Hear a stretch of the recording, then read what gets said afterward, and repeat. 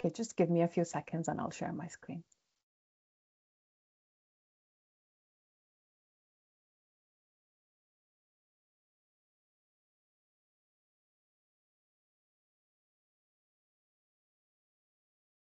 Okay, I think the screen's come up. Yes, perfect. Great. Shall I wait for a minute before we start? No, you can start if you're ready. Wonderful. Yes, I am. Well, I hope everybody enjoyed the sessions from Marcin and Gilles in this room earlier. It's an absolute honor to be speaking at Collabdays Greece. Kalimera, my name is Sohna. I lived in Singapore for 11 years before I moved to Spain at the start of this year. And I have been leading adoption and change management for digital transformation programs for many years now, from SharePoint to Microsoft 365, and now with Copilot and all the other things surrounding Copilot.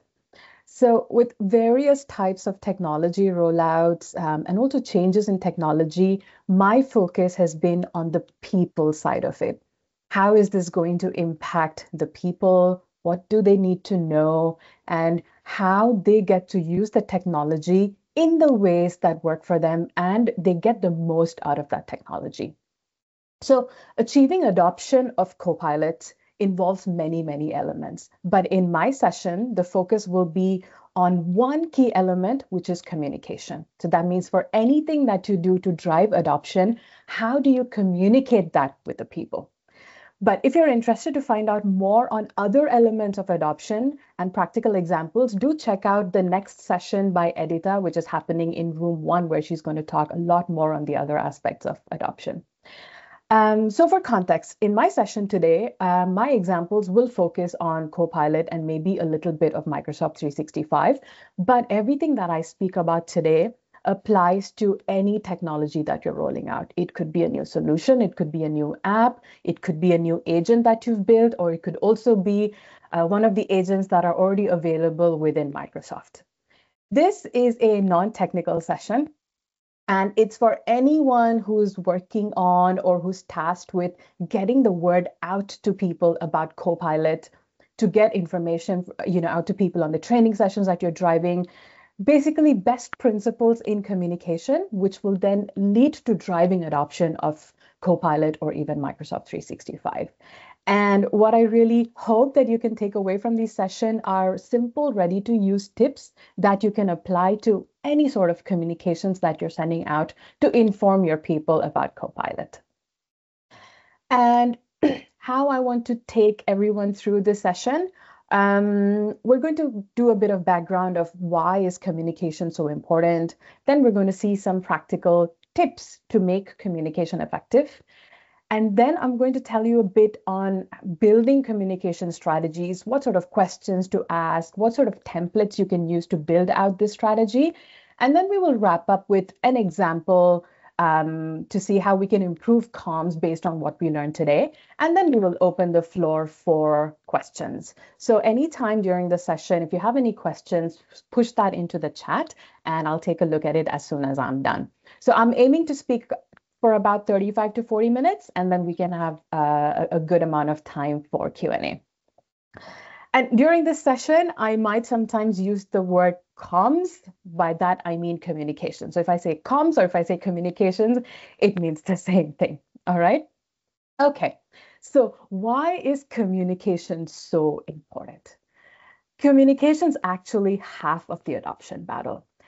I'm sure that many of you have seen emails like these, which are sent out to employees without much context. It's usually sent out by the IT department. The agenda is not quite clear. There are no specific dates. As a person who's reading it, there's not much that the person can relate to. Sure, I see there is Copilot and Microsoft 365 Copilot. Okay, it does something nice. But how is this going to affect me? The moment I read an email like this, I'm going to have a lot of questions. And with Copilot, there are also additional challenges. One, again, that people don't quite understand. It's not very obvious what this tech is. There's a lot of fear because it's AI. People are not very sure of how to deal with it. And it's not very clear. It's hard to make it clear on how this technology matters to the people. Then to top it, there are complex terms, a lot of technical jargon, which makes absolute sense to me and you, right? We know what are LLMs, we know what is Microsoft Graph, we know what is grounding. But imagine you send a piece of comms to somebody from the marketing team who only uses PowerPoint, for example. They are not quite going to get the same meaning out of the AI terms as we do. It is not going to be, they're not going to be able to understand. The other challenge, the rate at which features are changing and also the rate at which new features are coming, right? Every month we hear something new. And there are also new terms. Only recently we have Copilot Chat, then we have M365 Copilot. Now we have agents. A couple of months ago, we did not have things like the facilitator agent or the interpreter agent that Marcin walked us through earlier. So this landscape is growing a lot, which is why people need context. So things seem like an evolution and not something brand new. It doesn't seem like a brand new product all the time. So before we think about what to say or how to say it, we need to keep in mind that the people that we are communicating to, they are starting from different places, and the rate at which the technology is growing is it is a challenge.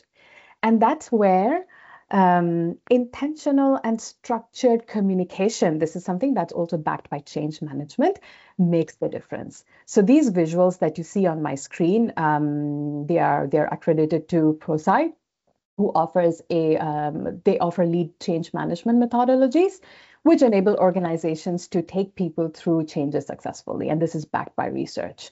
So from a change management lens, it is also important to focus on the people side of the change, people side of this technology, in addition to the technology itself. And this is even more important for Copilot. And it is important first to create awareness of Copilot and then let people react and build a desire to participate in wanting to know more about Copilot. And that is when they are ready to be trained, which is the knowledge aspect of it. So this is where they learn how to write good prompts. They learn how to access Copilot. What are the various areas within the Microsoft 365 apps? How do they access Copilot? And if there are agents, there's this more, so on and so forth. But just one training session is not going to help. For someone to be able to build the Copilot habit, there needs to be more support and more forms of repeated learning, which could take shape in the form of community, a space for safe experimentation, sharing, and how to enable people to, the last bit being how to enable people to continuously improve their skills in Copilot while keeping up with the changes that are coming into Copilot every month or even every few weeks. Now that we've had a bit of background on why communication is important and we have a bit of an idea on the framework behind it, let's go a little bit more practical. So I've put together a few tips when it comes to good, meaningful, and effective communication that will help you land your message.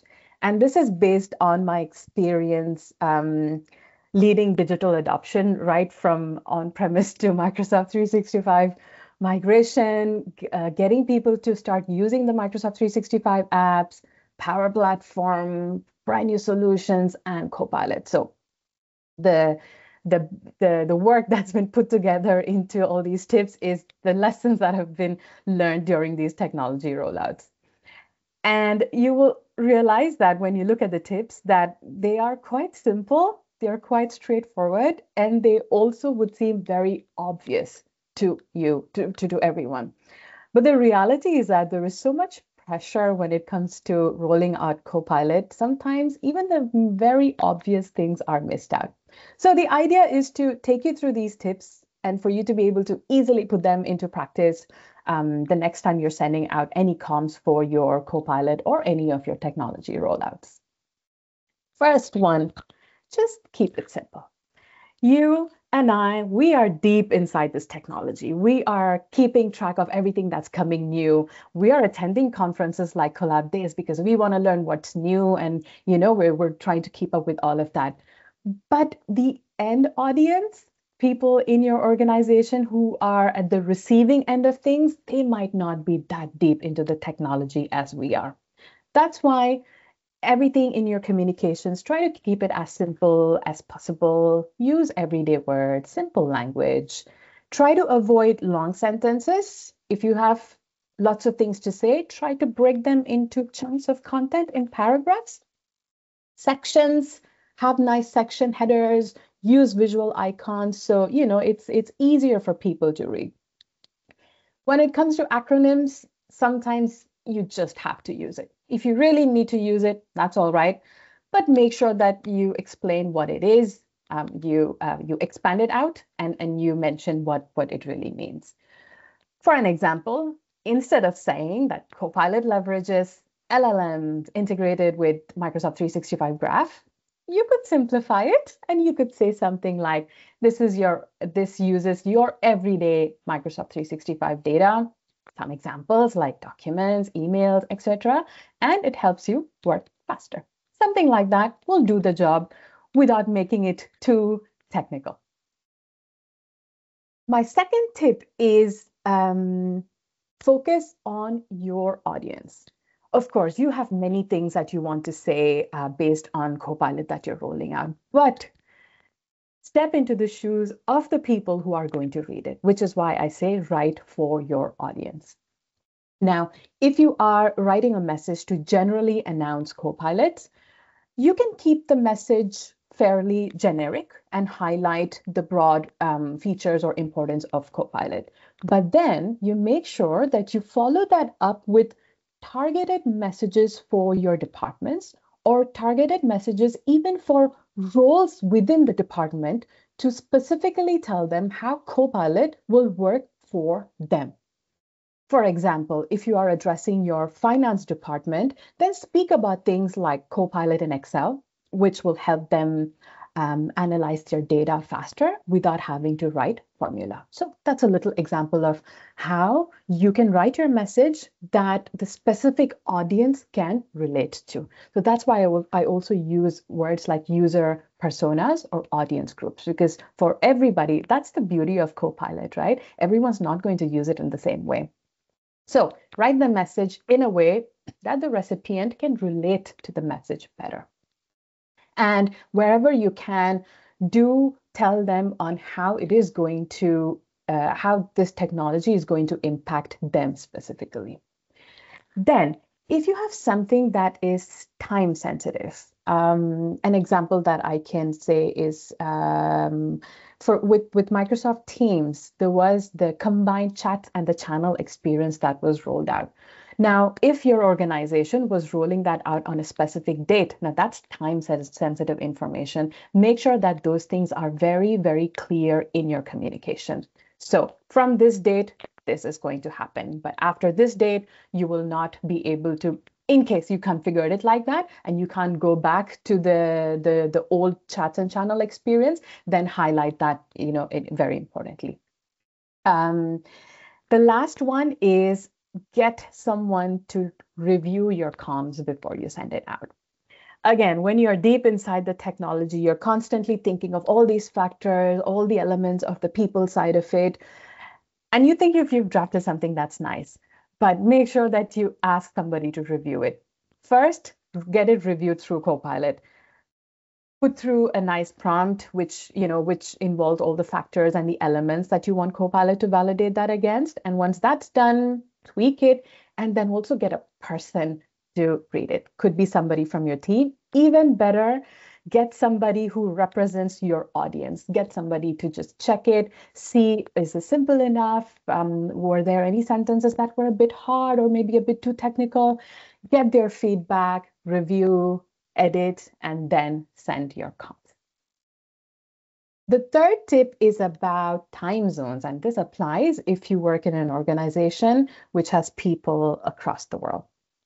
So you might be scheduling some demo sessions, maybe some training sessions, or even indicating dates, for example. So this is mainly to do with the time zones. So if you are dealing with people across different regions, make sure that you always indicate the time zone.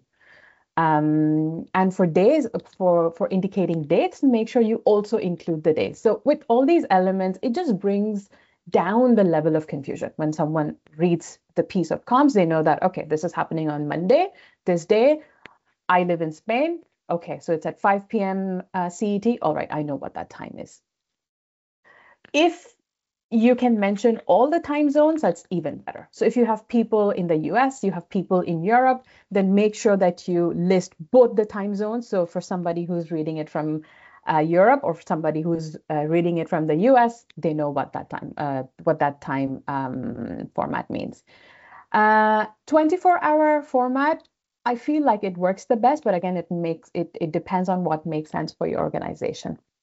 But this would make things very clear. So for an example, say you're hosting a session on prompts for Copilot, and you have decided to organize two sessions because people in your organization are spread across Asia Pacific and Europe. So make it clear that your first session is APAC friendly, and you say if you have people based in Singapore and Japan, indicate that this is happening at 9 in the morning at Singapore time, 8 in the morning at Japan time. Similarly, for the Europe session, you say that, okay, this is the second session. It's happening at 9 a.m. for Central Europe and 8 a.m. for the UK. And the duration of the program as well. Then when you send any type of communications, people will always have questions, which is very normal. And you cannot cram every little thing that you have thought about into your communications, because then it is going to be very long. It will not be relevant. It might even be a little bit of a mess, and people are not going to look at it. So make sure that there are ways to address questions from the people. What can you do to make this happen? In your comms, always have a section for questions. So it needs to clearly say that, hey, if you have questions, what can you do? And then set up a page for FAQs, or even better, set up an agent that can read into content that you place in a document library, and then people can directly ask the agent for questions. Now, there will be questions that go unanswered, which is quite possible because you can't anticipate for all types of questions that are going to be asked. So make sure that you have an avenue for people to ask questions that have not been answered. How can you do that? You could set up a group mailbox, or even simpler, just set up a very easy form using Microsoft Forms, and you can plug in automation on it. For example, as soon as somebody sends something through one of these channels, you can have an automated email that goes to them saying that, yes, we have received your question, and we're going to come back to you on it soon. The last thing within how to get questions answered would be hosting Ask Me Anything sessions, very similar to the ones that Microsoft often does for various products of theirs, or call them as drop-in sessions. So drop-in sessions, something that's really worked with organizations that have worked in the past. So basically, these are sessions that run on specific days, specific times. It could be half a day, where it's a simple Teams meeting where they can just join the meeting. There are going to be people who can answer the questions. So people come into the session, ask their question, get the answers, and they carry on with their day. Sometimes some questions you may not have direct answers. So that's something that you can work on and then get back to them later. And this is also helpful because then when you get these brand new feedback questions, this you can use in turn to update your FAQ base. So you are also learning from the questions, and you are able to address more and more of your audience with this method. The last tip in this section is ask people what worked. You know, communications can never be perfect. There's always room for improvement, which is why it's very important to gather feedback. So, also ask people what did not work, what could be improved. And in this case, your champion group is going to be very, very helpful, because these are the group of people who have access to their own pool of people who can speak to them and get their feedback and surface that to you. So you will really know what worked on the ground and what did not. And then you can also set up quick polls during these large format of briefing or gathering sessions. Use a QR code where people can quickly scan it, take them to a form in Microsoft Forms, and you can get their feedback there, or you can use polls within Teams meetings. Then what do you do with all this feedback that you've gathered? It's a good idea to keep all your survey feedback in one place, so you can track them more easily, and you can decide which feedback you are going to take some action on. Now, how can Copilot help you in doing this better? You can use it to, if you have lots and lots of survey responses, you can use various agents within Copilot, or even Copilot itself, to help you gather insights and work on the feedback faster. And the last thing is acknowledge people for having spent time in providing feedback, and tell them how the feedback is going to be used. Because the last thing you want is for people to find that the feedback is never used. That happens quite a lot of times, where you go out there encouraging people that, oh, please send us your survey feedback. It is very, very important. But maybe in the past they have seen that they have sent out so many surveys, but nothing happened at the end. So that is something you don't want to repeat. So make sure that you acknowledge people for the feedback that they've provided. And say if you've used that feedback to do something very cool, make sure that you let them know that, so they feel acknowledged as well. Now, if you are in charge of developing communications, this is typically done by change management consultants, adoption specialists, user enablement specialists. But in small organizations, it could be somebody from the project team who's taking on this role. So whoever it is, it doesn't matter. In the next few minutes, I will focus on the questions you should be asking before you can put together a comms strategy, and a simple template in which you can start documenting this and creating your communications plan. So this is going to focus on things like, how many pieces of communications do we need? When do they have to be sent out? Who should receive them? And what should this communication talk about? Should it be an email? Should it be a video? Should it be something else? Should it be sent to all? Should it be sent to just some people? Who needs to send it? So these are the kind of things we're going to talk about now. So when it comes to developing a communication strategy, research, stakeholder insights, and doing impact assessments are very, very important. And these need to be captured and then translated into a communication strategy for rolling out your Copilot. Now, some questions that you need to ask and have data and answers are, who is going to be affected by the change? Is it everybody in the organization? Now, for example, depending on your Copilot rollout strategy, maybe you're rolling that out for a couple of departments now, and then for everybody later. So that's how you will know that, okay, all the communications that I'm sending, they are going to be relevant for department 1, 2, 3, 4. Or it could be that, okay, I am doing this communication strategy for rolling out Copilot to my full organization.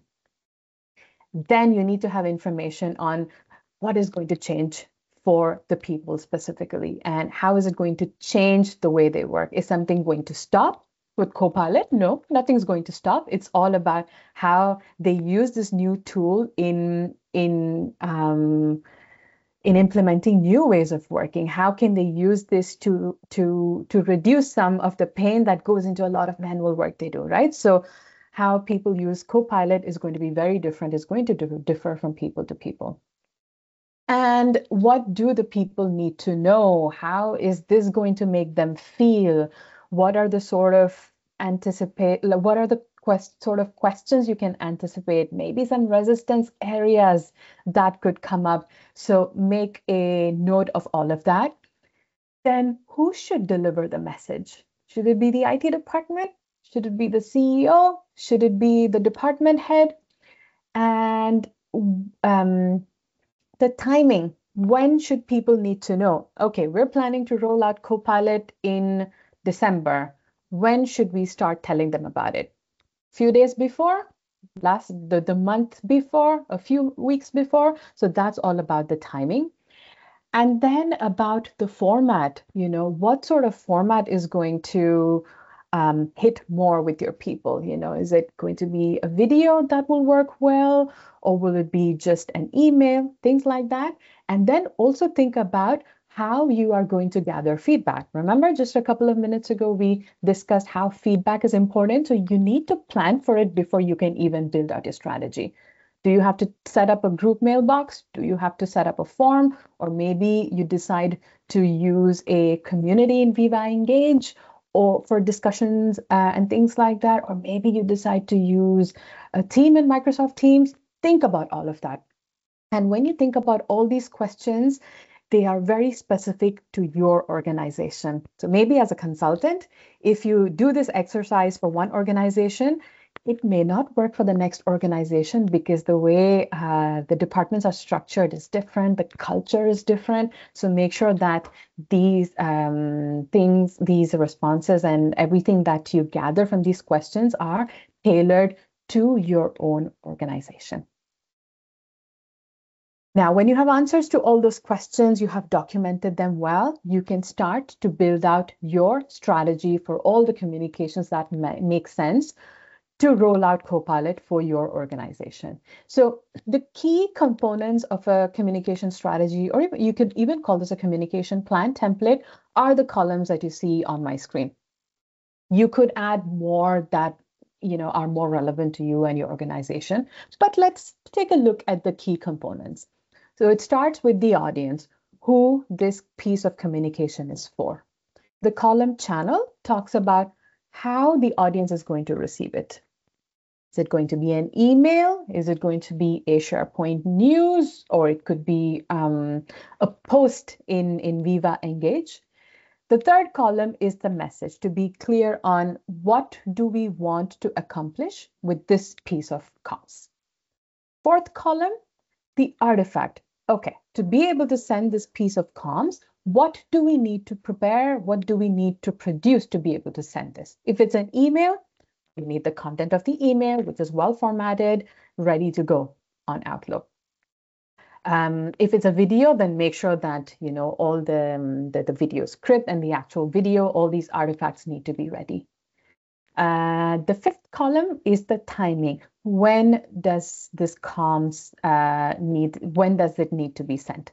So the typical format that's used is called the T format, where T is the go live date, and you trace back the time, or you even plan for what happens after. So in the first example in this table, okay, the first piece of comms needs to go to all the employees.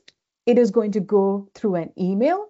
There's also going to be a SharePoint news, and we are also going to have a thread posted into Viva Engage. So for this to happen, the artifacts that are needed is the email and the content of the news posts. And for my organization, I have decided that it makes sense to send this out 4 weeks before we launch Copilot. And I've also decided that it makes sense for this message to go out from the CIO. Okay, so this way you can continue to build your comms strategy or your comms plan. And you can see in my example that in the second and the third one, these are department specific comms. So I've decided that, okay, so after the main email goes out to everybody to create awareness, I will have another email that goes specifically to the marketing team. And that is going to talk about how they can come in and participate for a demo or a training session, which is very specific to that department. And I know that I want people to register for that session, which is why in the set of artifacts, I know that, okay, I need to set up the registration form. I need to have the session invite ready. I need to have the email, and I also need to prepare for some demo videos. And I want this piece of communication to go 3 weeks before go live. And I have decided, I've checked with my organization that it makes the best idea is for this piece of communications to go from the department lead. So as somebody who is working on creating all this, you need to speak to department leads, make sure that your approach is aligned with them. You're not asking them to write the messages. That is your job. So you prepare everything and then you work with the department lead where all they would have to do is send the piece of communications. But make sure that they know what your plan is, why you are sending it, what is going to happen after you send it. So they have all the information and you will have their support in getting that piece of communications out. Now, I'll speak a bit about communication channels and communication hubs. So communication channels are how you are going to deliver the message. So when we think of communications, typically we associate them with email. So a lot of things that I've spoken about in the last 30 minutes have been about email. And it's true that it is indeed one of the most commonly used channels when it comes to sending out comms about Copilot or any other technology.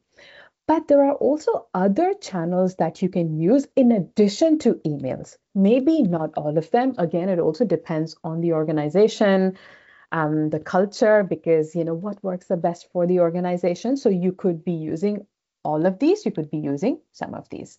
Emails, most common.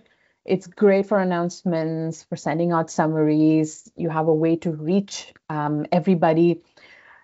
But people may not read everything, or they might read some things, they might forget things. So the advice is to keep it as short as you can and include links of resources where people can access more information. Then you have your posters, your infographics, your carousels that can be played on the screens in your organization, in the cafeteria or in the corridor. These are great for visual awareness. And it's nice if you want to reinforce certain messages, you can have them flashing on the screens. Then there are webinars or town halls. So this could be from large to small to a large scale of audience. It's great when what you're aiming for is leadership visibility, where your leaders can talk to people about the technology, what they see, for them to share what they see in terms of AI strategy for the organization, how people are going to be supported. And then this is also a great forum for Q&A. People that can ask questions, the leadership can answer them. This makes a difference. And then you can also use Microsoft Teams as your communication channel. So if you want to send specific reminders to a group of teams for whom you're organizing training sessions, for example, and if your aim is to make things conversational.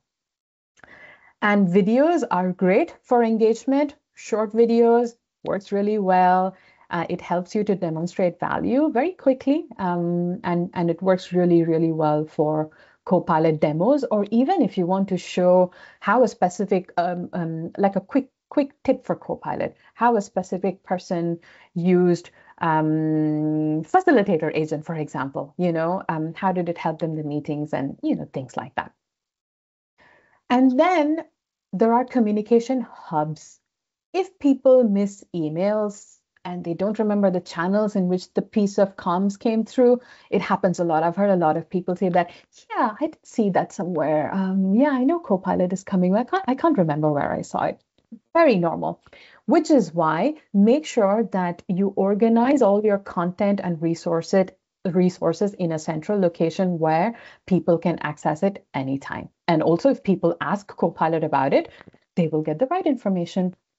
SharePoint communication site is one of the most commonly used medium as a communication hub. So this is a central information hub. where you put in your FAQs, you plug in your agents if you have any agents, your guides, videos, and also any sort of updates, and also your intranet portal.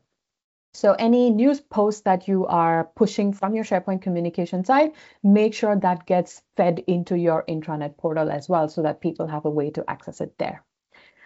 Community is also a great place. Viva Engage is a classic example where you can use that to have a two-way engagement. If you're hosting Ask Me Anything sessions, that could be a place where you manage threads of conversations. And it could also be a great place to publish user success stories. And with Viva Engage, it now comes with the Microsoft 365 Copilot adoption community. I'll drop a link to that in just a little bit so you can explore what that is on and see how you can use that specifically for adoption of Copilot. And finally, channels in Microsoft Teams also act as a communication hub, especially for you or your team who's managing the whole adoption activity. Say, for example, I'm working with a couple of my colleagues and putting together this communication strategy. I will put all these documents within that specific channel in Teams. So I'll have all my templates for the communications, all my email content, my videos, and then I can use that to communicate with my team if I want a peer to review it, or even if I want to plug in review and approval of the artifacts, I can do lots of things there as well. This is also something I have found very, very effective to keep all your internal materials for coordination or preparation, keep it all within a channel in Teams, and that works really well. Now, we're almost at the end of the session. A little example of putting things that we learned today into practice. So we saw, we began the session with this example of a comms that was not really well thought of. So how can we go from this to something like this, where, I'm going to zoom in a little bit, where your email starts with a visual that the audience can relate with. And you can see that it's coming from, in this case, the Chief AI Officer. So there's a date mentioned in it. It tells people what Microsoft 365 Copilot is, of course, not into full-fledged details, but an idea of what that is. And then people have reference of the immediate next steps that are coming. So they know that, okay, there are demo sessions. I don't need to register. These are the dates, these are the times, and I'm going to receive the invites. And then people also know that there are going to be training sessions that will come after. And that, okay, there is a link to register there. And in the same email, you are introducing the champion community to the people. And you can see that there is a link where people can go find their champions. And at the end, what I spoke about earlier, there's a section for questions. So you're pointing people, in this case, to a SharePoint site, which has all the guides, FAQs, and things like that. You're also linking them to the community where they can ask questions or share their experience. And remember, for all those questions that are not answered, you have a link where people can post their questions to you. And finally, this piece of comms ends with a personal message from the trusted person that this message is coming from. So a comms like this works a lot better than just in telling people that, okay, this is coming, be ready, things are going to happen later. So that brings me to the end of the session. It was a pleasure to share my insights and tips about communication, which can in turn help in driving the adoption of Copilot, Microsoft 365, or any of the new things that are coming through. This is a topic that is very, very close to my heart. And yeah, it's been really great sharing all this with you. Thank you for tuning in and listening to me. My name is Sohna. I would be happy to connect with all of you on LinkedIn. Special thanks to Collabdays Greece. Thank you, Chris, George, and everyone in the organization committee for having me here. I'm very, very happy to be amongst the wonderful lineup of speakers we have today. Lots of learning. Now we open the floor for questions. I'm going to stop sharing my screen now so I can see if there are any questions or if anybody would like to come off mute. Thank you very much, Sohna, for the My beautiful pleasure. presentation. And until the next presenter arrives, you have the floor until Okay. Jamel arrives. All right. I'll hang So, on here if anyone yeah, wants to come off mute, ask any questions. yeah. Well, I think we have a question on the. Oh, we do. Let me see.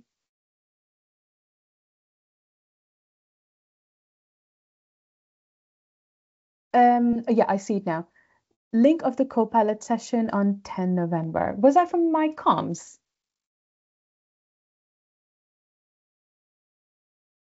Would you like to come off mute to elaborate your question a little bit, please?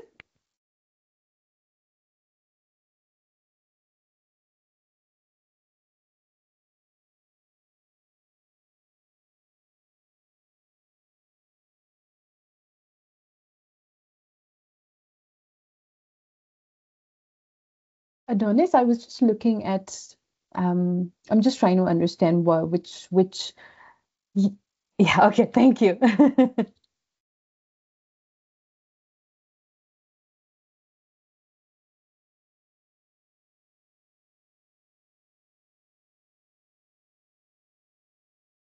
Okay, while we wait to get that clarified, something I'd like to ask everybody here is, after this session and all the things that we learned a bit more on the communication, is there anything you would do differently the next time you send out communications about Copilot or some agent or anything like that? I'd be happy to hear your thoughts.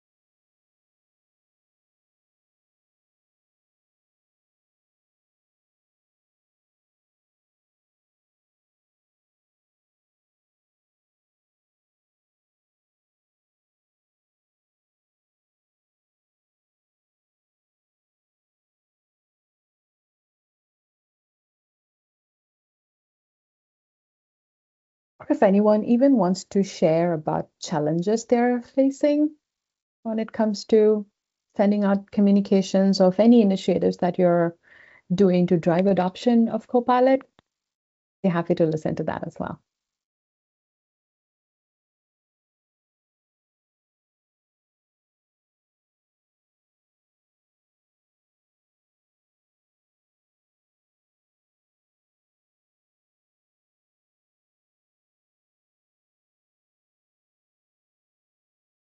I think there were a lot to process, so maybe you'll get a mail full of questions later. I can imagine. I absolutely.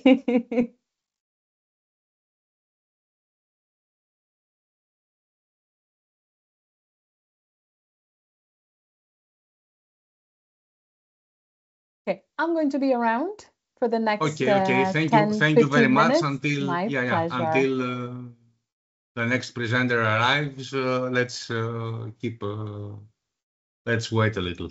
Absolutely. Thank you again for the presentation. My pleasure.